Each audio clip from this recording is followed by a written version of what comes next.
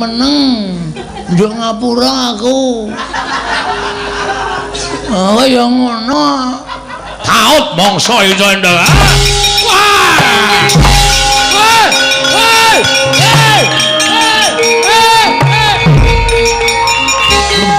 Kowe iki ngopo?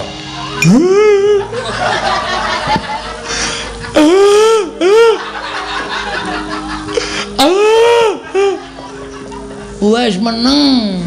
Njuk ngapura aku. Kowe iki ngopo? Ndara disatu malah bunga-bunga kaya wong kedan. Kowe tak sadhek lho, Mir. Hah? Wong tuwa ki sing mapan, sing menep kok wah. Iki wis ora ana wong delok. Nek bunga-bunga ngono ku nek wong pinggir desa ana do geger darane ana apa? Tuwekan ora.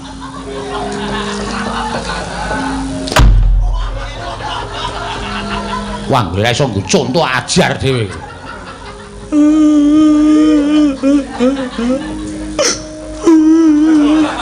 Weh rasa nangis. Sona iku rasa bunga-bunga ngono kuwi. Nek arek kajen iku rasa bunga-bunga ngono kuwi. Nek Ndara disaut pendhita buta kaya kowe kuwi tenang. Ning mikir ora kok wah. Wah, sikut rompol ora. Muni ya weh. Aja gong suwe-suwe kok mesake to aku. Grembak-grembik memelas ya. Piye wis rasa anak-anak ora nyeneni, ora anak ora nyeneni wis guys.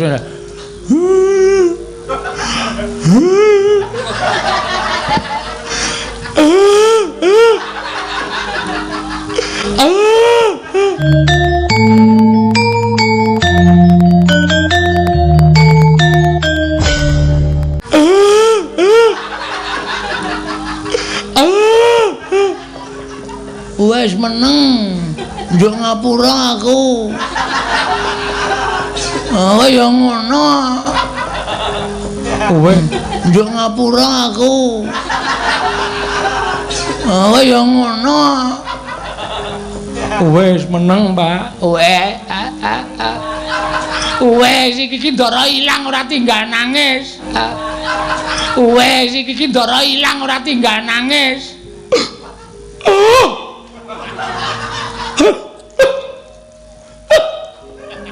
Kok kaya mimin ta suwe-suwe kowe. Ora. Wis Pak ora nangis. Darahmu ilang. Doya aja men wae.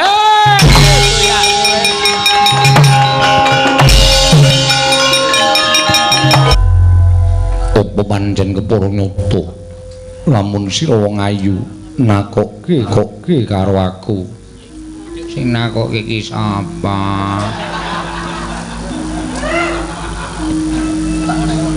Aku Prabu Sutejo. Lak antil ndasmu modar ora. Sampeyan kersa mboten kali kula. Kersa mboten. Anggepmu aku ki wong loro saudon telu saurupan, ora sudi karo kowe, ora bakal aku gelem karo kowe. Wadya yudha mangambararum. Wedhus ki ora. Ngambararum. Waduh. Sang kusuma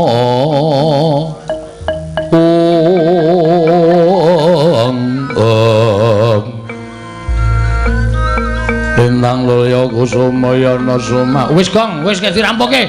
Hong ngono. Omong Bagong kok disuluki ora. Lir kincang ngrisang mawe gandrung. Namun kaya ngaten niku ya aja terus ditinggal. Kula nderek lho Mas, mudhar kowe. Kapokmu kapan kowe? Ngene ya, dhewe ketemu sesasi pisan wae. Mboten iso lah wis kebacut tresnoan panjenengan. Mboten ngenten babar pisan bilih ya ampun, ya ampun. Ora kaya wong biasane jan. Luar biasa ta. Aduh. Alayam. Ana jamane ratingdeng rotimun. Wah iya. Mula digdaya aku. Edan lan wae aja nganti lali kali kula nggih Mas. Enggak beres ora. Aja kuwatir. Glelek ta, Tru. Kuwi dikapake gong ling racik dikapake kuwi. Wis takon aku. Goblokmu ora. Wong tuwa kok gampang percaya. Lah ya kuwi mau. Wis kowe pokoke engko ning sing anu lho, Tru, sing anu lho botol emas lho. Nek ora botol emas ora mandi. Ora campuri apa-apa ta, Tru? Ajare ora, ya rasa nomor loro kuwi wae. Oh.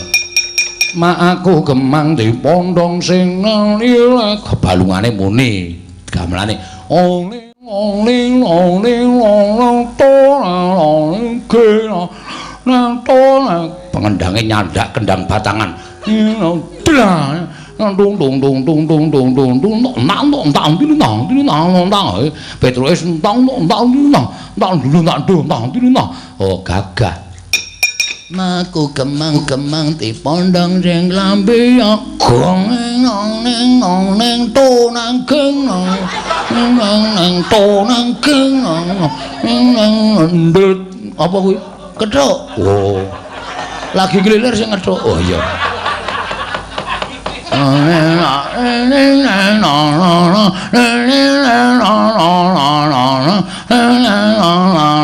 pengendange nyandak kuwaci Pak ngareng ngendang kok mangan sik maksude ha iya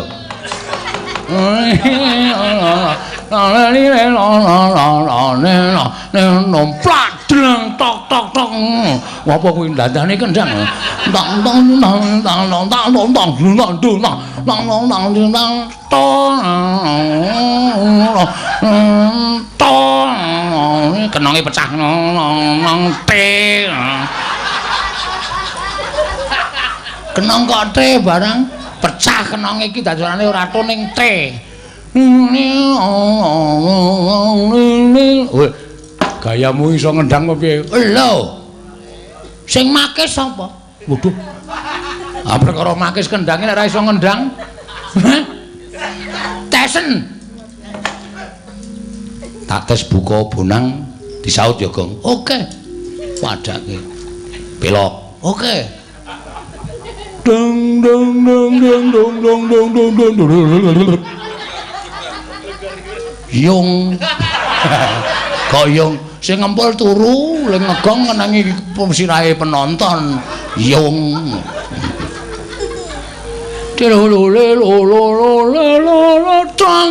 bagus jenenge kendangan apa lasem ladrang lasem ora nek tak ketak tung dang tak tak tung dang tung dang tung dang tung tung ketanggor ketawang ketawang ayo nek kendangan de deng deng deng deng deng deng ah tak terus ke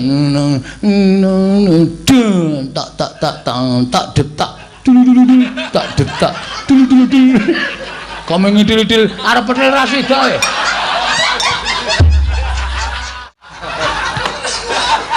kendangan ayah-ayah iki ana patokane ya Gong sapa anggere dung dung dung dung dung tang dung dung dung tang dung tang dung dung dung tang dung tak tak tak tang tak detak dulu dulu dulu tak detak dulu dulu dulu delang tutung tak detak dulu dulu dulu dulu harus dibuantem sing nabuh mun tali-tili kuwi digarete ora petil to Tru. Ha iya ora tak tapuk cangkeme awar nembang Tru ya nembang sing ampune ora ngaturake tetembangan jeneng waduh ya nang kendang iki heeh dung dung dung dung dung dung dung da dung da dung dung na dung da dung da dung na dung da na dung dung na dung dang dang dung dung dang dang dang dung dang dang dung dang dung Ora anarkis rang. Wong meng lucu sing geguyu kancane dhewe kok anarkis rang. Ha iya. Ayo nembang aku. Ya. Nembang apa? Pelak. Ya. Kur apa? Suwe ora ngonekke kur. Ya donekke terus. Ya. Padake. Kangen wong kangen ngene-ngene rasane. Rindune ya. Rindu wong bagus kusine biru. Kusing kowe setelah tidak langsung ngecewondo lho kuwi. Wis kok ketegelen wonge ora. Truk. Wis wayahe.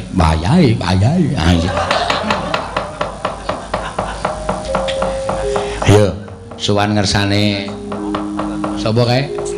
Bapak kae kok karo Kyai Bagus. Monggo aku urung tau ketemu. Ayo sebane. Heeh. Takoni Kyai saka ngendi? Ayo. Ku ndak selak keblandangan wektune. Heeh. Kula tak nyuwun prisa. Sampeyan niku sinten? Lah kok rawuh enten Karang Kadempel? Nggih Gus, sampeyan niku sinten kok rawuh teng Karang Kadempel? Nggih Ndara, sampeyan niku sinten? Nggih, sampeyan niku dimemperkenalkan diri. Sinten asmane terus wigatose napa kok rawuh kok teng Karang Kadempel papan lenggahe Bapak Semar? Siwa Semar. Lah kok malah pun ngertos kali kula. Ya pancen bener. Mergo dawuh Kanjeng Ibu. Ingkang maring dawuh kelawan aku nggonku ngawa Sudarma. Jumujuk ana ing padukuhan Karang Kadempel nyuwun pambiyantuning Siwa Badranaya. Mangkir yen. Sampeyan niku sapa? Akeh ingkang padha ngarani kelawan aku. Aku aran Bambang Prabakesuma Kakang. Prabakesuma? Iya. Prabakesuma ngawawu Sudarma putrane Sudarmaku panenging Pandhawa Kanjeng Rama Arjuna ya Kanjeng Rama Janaka. Keng Ibu Iwang Pikulun Bathari Supraba duk nalika Kanjeng Rama linenggahake ana ing Sila Kandawaru Binangun. Diwenangake garwa widodari sekedhi kurang sawiji kelawan Kanjeng Ibu nalika semana patutan siji kuwi aku Bambang Prabakesuma Kakang Semar. Semare kaden prayetna samurires eka balik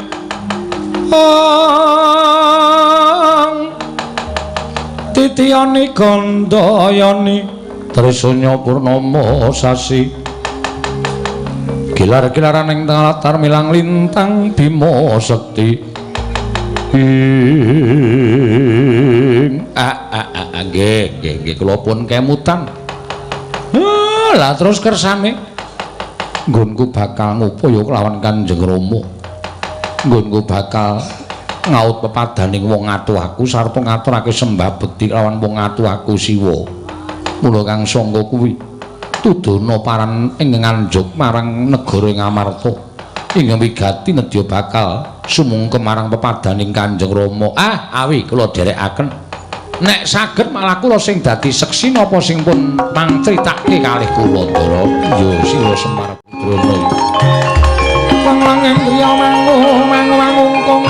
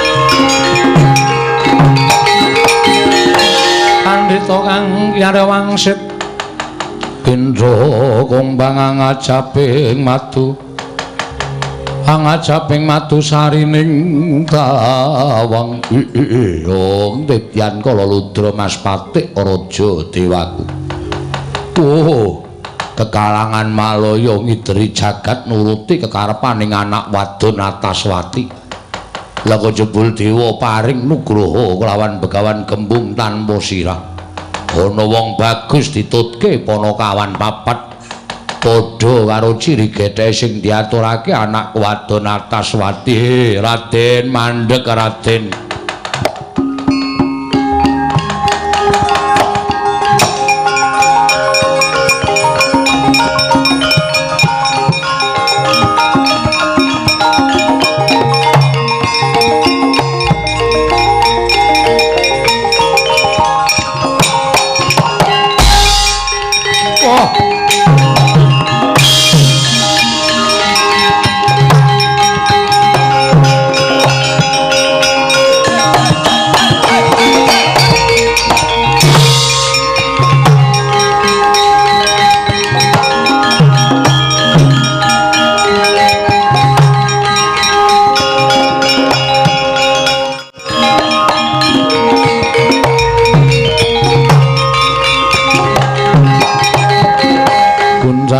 Ganjing langit kelap-lapaton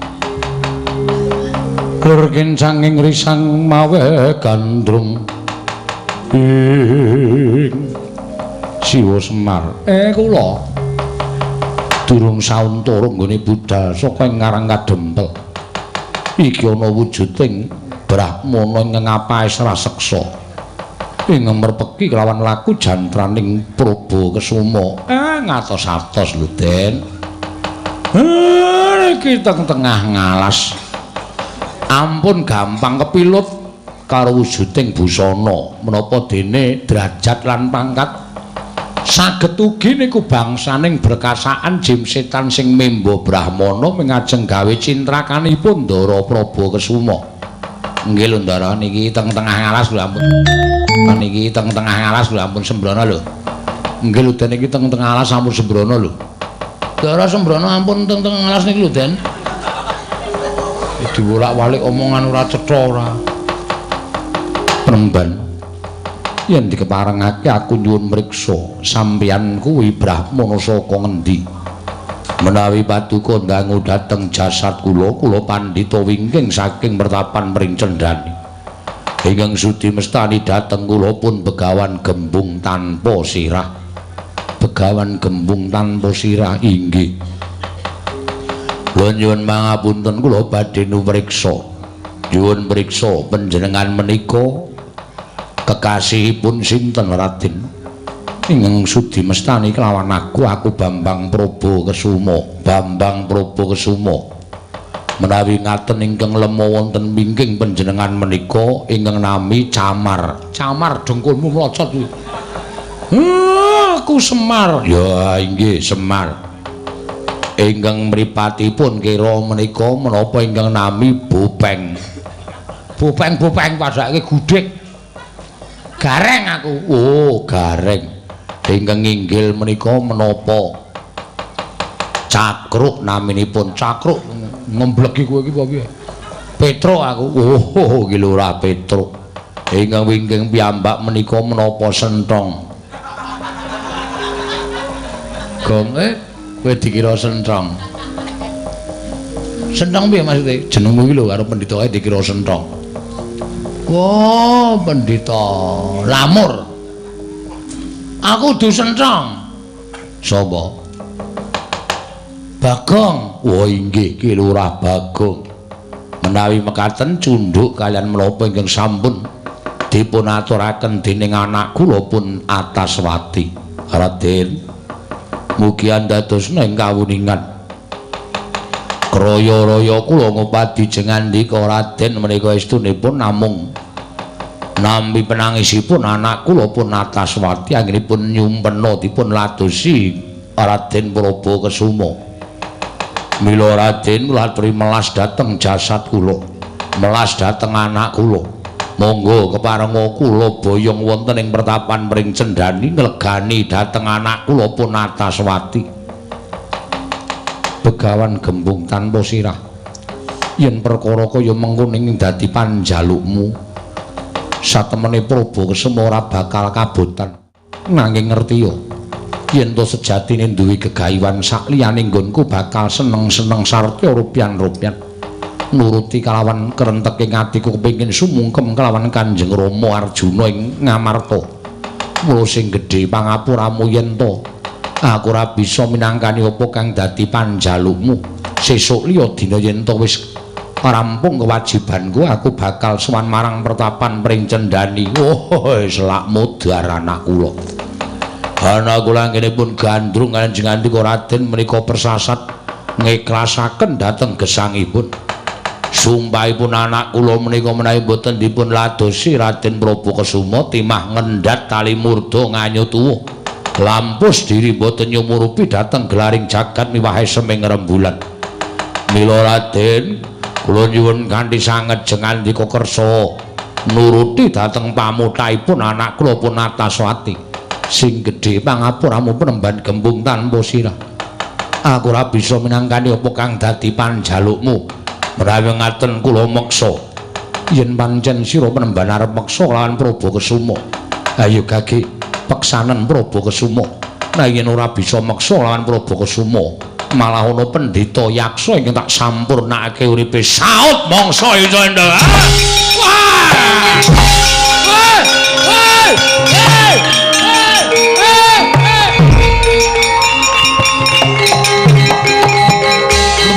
Kowe iki ngopo? Ndara disatu malah bungok-bungok kaya wong kedan. Kowe tak sadhek lho, Mir. Hah? Wong tuwa ki sing mapan, sing menep kok. Wah. Iki wis ora ana wong delok. Nek bungak-bungok ngono ki nek wong pinggir desa kono do geger darane ana apa? Tuwekan ora.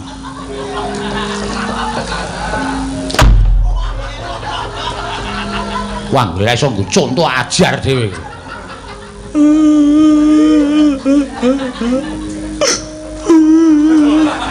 Weh, rasa nangis.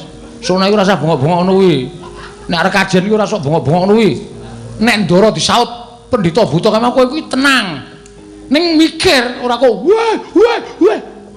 Kok sikut rompol ora. Muni ae. Aja gong suwe-suwe kok mesake to aku. Grembak-grembik memelas ya. Piye wis rasa anak-anak ora nyeneni, ora anak ora nyeneni wis guys.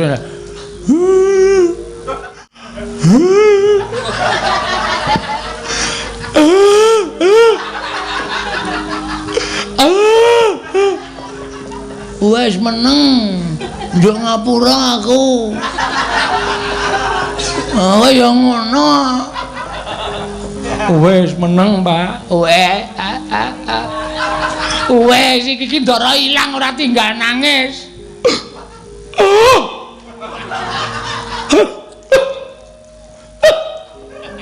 Kok kaya mimin ta suwe-suwe kowe? Ora. Wes Pak ora nangis. Ndaramu ilang. Doyak aja ming meneng wae. Doyak.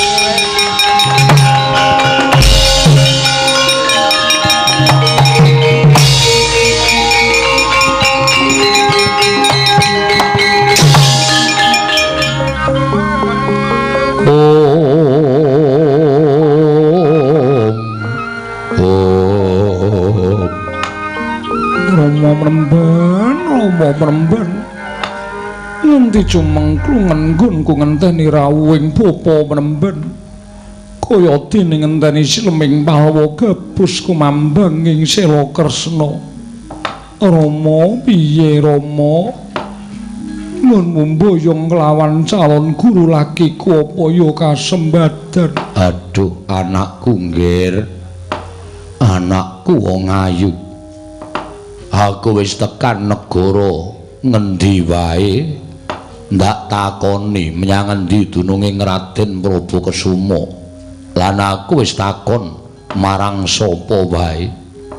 Dene ingkang pungkasan aku nampa kabar jebul calon manten lanang calon mantuku mau wis ora ana. Wis ora ana piye to Penemban? Tegese wis ora ana ya wis ora gumelar ana ing jagat. Ora gumelar ning jagat piye Penemban? Tegese wis sirna marga layu cahayu. Popo Penemban, popo.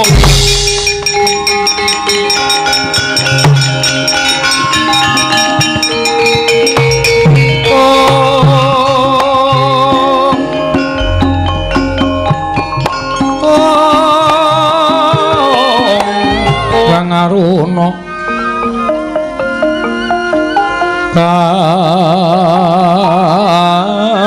katinetraning uga rapuh sataning kokila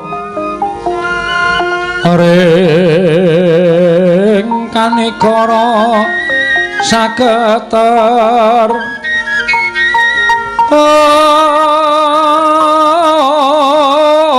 kene donga engkong ler wowo sing pine panca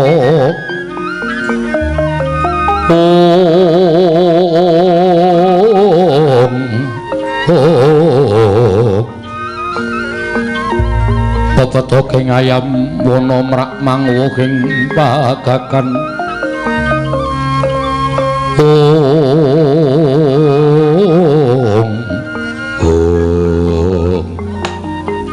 piye Ataswati bojomu wis mati? Ora guneman karo wong tuwa sing senengane ngapusi. Lho, ngapusi piye? Bareng sampeyan lunga saka plenggan jebul nutupi lenggahing Raden Prabakesumo. Yen ngono kuwi bener sing tok karepake. Inggih leres Penemban. Aja mbok tinggal mungkur mengko nek mantuku lunga kowe bingung. Raden mboten nginten babar pisan. Bilajeng andika nyatanipun sampun dumugi wonten ing mriki Raden. Tru, ora edan to, Tru?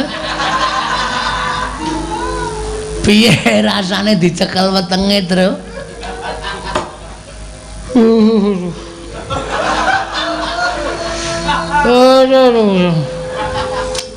Apa sirek kapan ini serempet ya?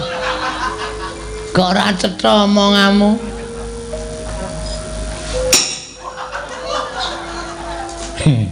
Nyun ngapunten menika calon keng garwa sanes kula. Ngeten begawan gembung tanpa sirah bapa Penemban wonten dawuh Raden. Apa iki ngeng aran Ataswati Atmajamu?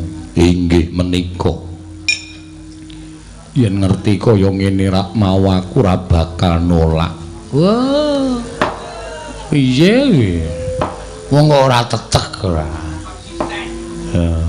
Bareng karo kaya ngono kok ora nolak. Ampun sembrono. Ayuning wanita menika mboten kok tumus tekaning batin ya iso uga pasuryane ayu ning jane atine lethek niku ya pirang-pirang. Ya, Gong. Heeh. Kaya istriku. Waduh. Iki senengane ora. Ora ndek kaya apik njaba njero. Ora sok dingono niku nek krungu keloro-loro. Inggih kula Ataswati. Apa pancen kowe utusan nglawan bapakmu goleki aku? Kalersan mekaten Raden. Sirmu piye? Kula badhe suwita lan panjenengan. Apa wis lahir batin nggonmu tresna? Lahir batos kula trimah pejah menawi mboten kelampan kula dhawuh kalan panjenenganipun Raden Prabakesumo.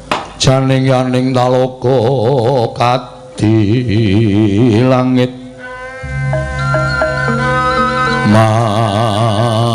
mambang pasulan upamaneka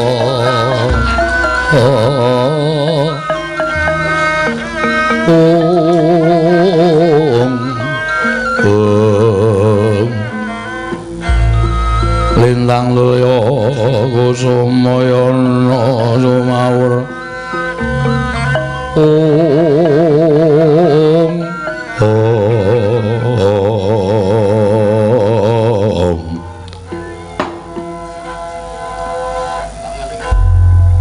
apa pancen kepara nyata lamun sira wong ayu nakokke karo aku sing nakokke iki sapa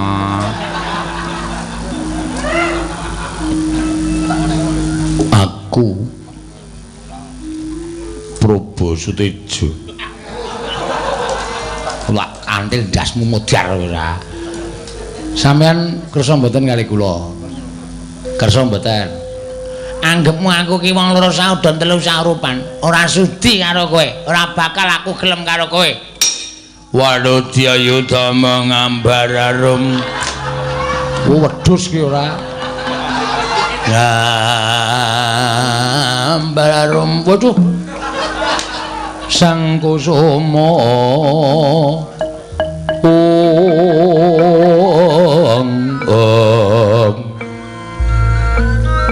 Lintang laya kusumayana suma wis Kong wis dirampoke Kong ngono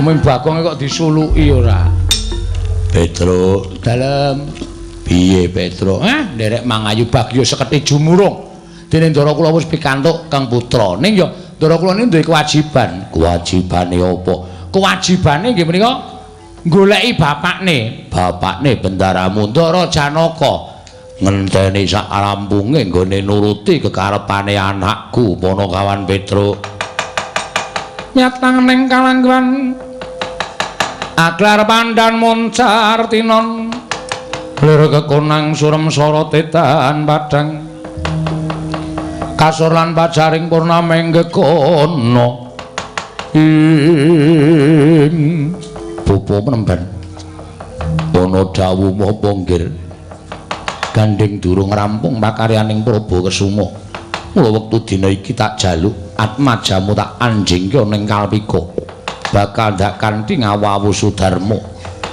Ataswati unten dawuh margake manjing Kalpika ndak kanthi goleki kelawan wong tuaku nun inggih ngestaken dawuh paduka Raden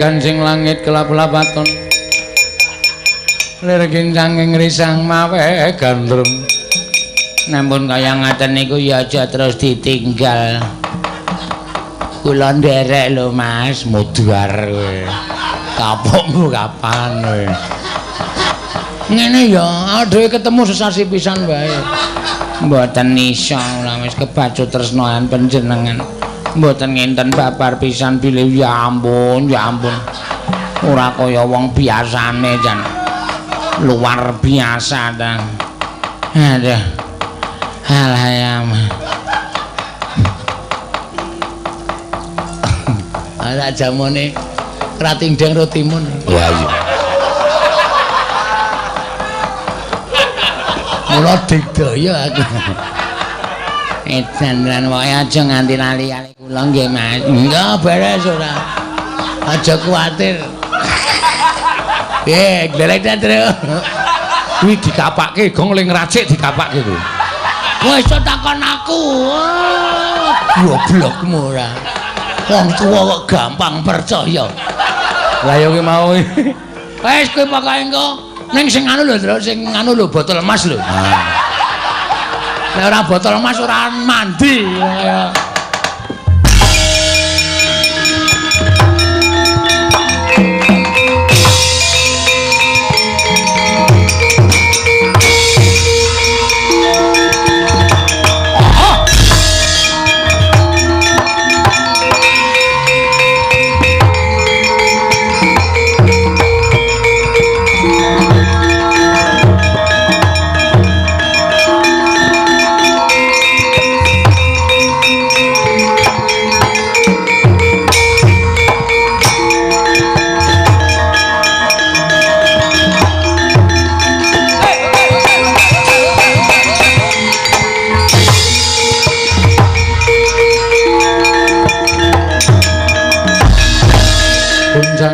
Kanjeng langit kelap-lapaton berkincang ing risang mawe gandrung. Lho. Kakang Semar iki sapa? Nika Ndara Praba Kesuma. Saka ngendi? Saking Kayangan. Wigatine. Lah kula tak nyuwun prisa sampean kok tekan mriki niku? Aku ngupaya murcaning Bathari Sri. Mula ngamarta ke Taman Pegebluk. Akeh para kawula ngesuk lara sore ketiwasan, sore lara esuk padha tekaning mati merga koncatan dewaning boga Bathari Sri. Ya Dipul. Mula aku karo Kresna kanggo diutus mbarep supaya ngupaya nendi dununging Hyang Pikulun Bathari Sri. Niki Ndara Praba Kesuma. Putrane Widodari Bathari Supraba duk nalika ingkang rayi Ndara Janaka dados nalindraning dewa. Jejuluk Prabu Kaliti lenggah wonten ing Sela Kandawaru Binangun dimenangake garwa Widodari sekethi kurang sawiji. Lah niki Ndara Janaka sing patutan kalih Ndara Supraba inggih menika Bathari Supraba. Lho, Janaka wonten dawuh. Ngakune anakmu bocah iki?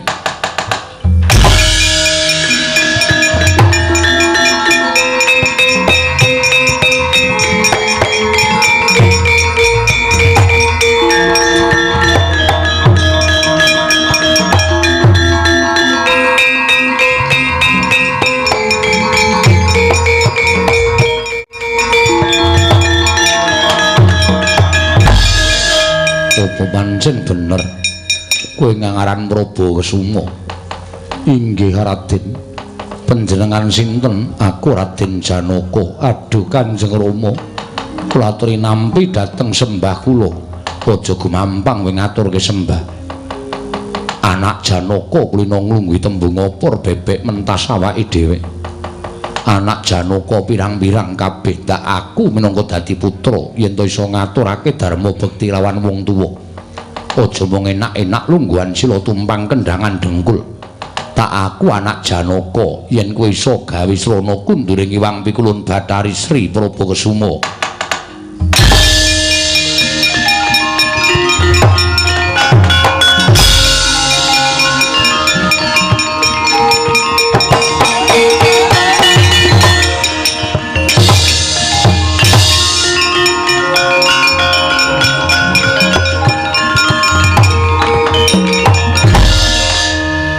Lah iki lho ning kene iki sing aku ora seneng karo kowe Janaka. Mboten remen perkawis menapa. Lah kowe iki anak-anak kok mesti ora tok akoni lho. Anak Janaka kedah saged ngaturaken dharma bekti dhateng tiyang sepuh. Oh ngono? Inggih. Lah apa ora kangelan Praba Kesuma? Menawi menika anak Janaka saestu tartemtu saged ngunduraken Hyang Pikulun Bathari Sri.